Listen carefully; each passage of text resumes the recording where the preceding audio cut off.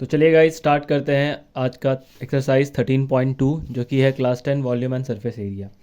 तो volume and surface area का जो फर्स्ट एक्सरसाइज है वो रिलेटेड टू है आपका एरिया ऑफ सॉलिड फिगर्स, और जो सेकंड एक्सरसाइज है वो रिलेटेड टू है वॉल्यूम। तो सबसे पहले फर्स्ट क्वेश्चन को देखते हैं। क्वेश्चन नंबर फर्स्ट जो है वो क्या दिया हुआ है, a solid is in the shape of a cone standing on a H S का मतलब hemisphere, standing on a hemisphere with both their radii being equal to 1 centimetre and height of the cone is equal to its radius, मतलब height और radius दोनों same है।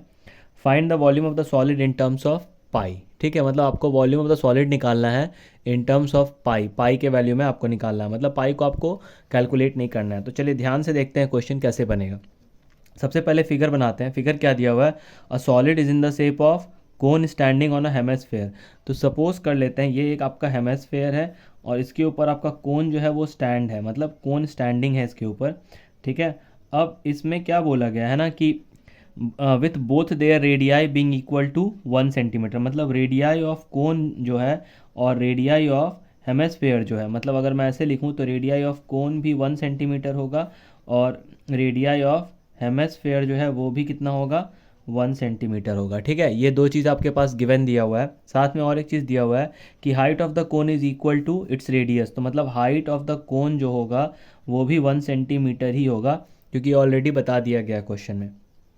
तो ये सारे चीज़ given है आपके पास।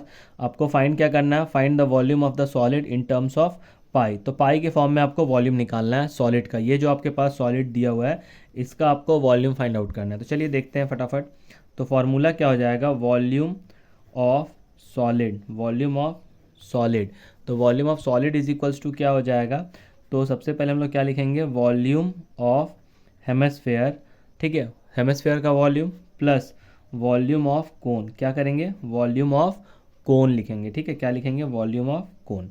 ठीक है, तो वॉल्यूम ऑफ हेमेस्फेयर कितना होता है, तो 2/3 पाई आर क्यूब, और वॉल्यूम ऑफ कोन कितना होता है, तो 1/3 पाई आर स्क्वायर एच होता है। ठीक है, तो आपको यहाँ से क्या करना है, आपको सबसे पहले तो आप ऐसा करो कि यहाँ पे डायरेक्टली वैल्यू पुट कर दो, कॉमन निकालने की ज़रूरत नहीं, क्योंकि वैसे भी आपका हाइट और रेडियस दोनों 1 1 दिया हुआ है। ठीक है, तो ज़्यादा दिक्कत आपको यहाँ पे आने वाला नहीं है। तो चलिए ध्यान से देखते हैं।